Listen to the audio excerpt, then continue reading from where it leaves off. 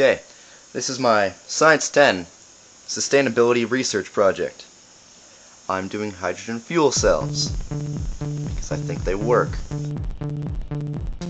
Okay, question number 1. What is sustainability? Sustainability is the ability to meet the needs of our current generation without compromising the needs of a future generation. Human activity is linked to sustainability quite a lot because whatever we do affects the future in some way. It's like the butterfly effect. Now, if we ignore the use of sustainability, like we don't use it, we just take everything, our future generations aren't going to have nearly as much as what we have. And unfortunately, if we don't live sustainably, we will die. It is that simple.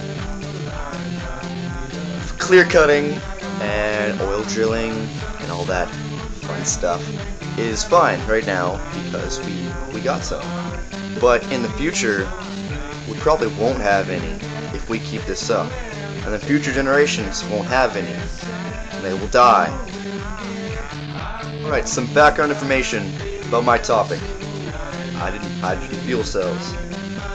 A Welsh physicist, William Grove, developed the first crude fuel cells in 1839. The first commercial use was in NASA to generate power for probes, satellites, and other things. Since then, they've been used for many other applications. They're used primarily in vehicles, cars, trucks, bikes, buses, boats, and whatnot.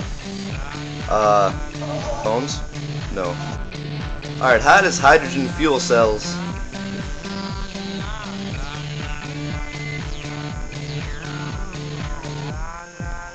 be good? Well, the energy efficiency of a fuel cell is generally between 40 to 60%. That's pretty good. Or up to 85% efficiency if waste heat is captured for use. That's very, very good. Fuel cell system running on hydrogen can be compact and lightweight and have no major moving parts.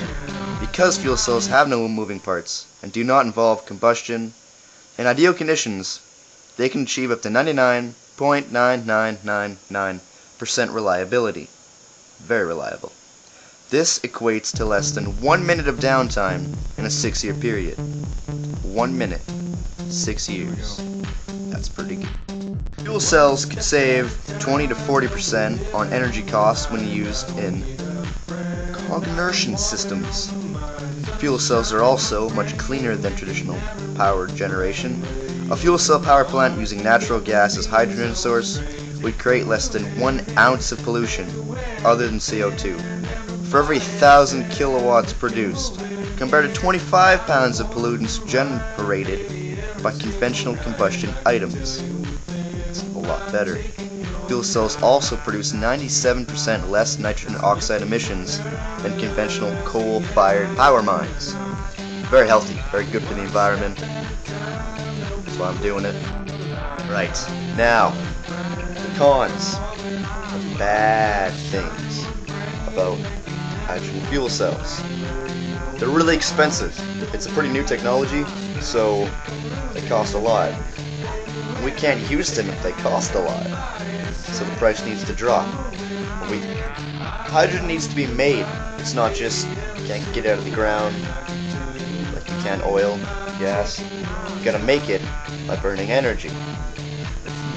So it's kind of troublesome to get the fuel for fuel cells because we have to burn things. That's not the word I was looking for. We have to use energy to get it.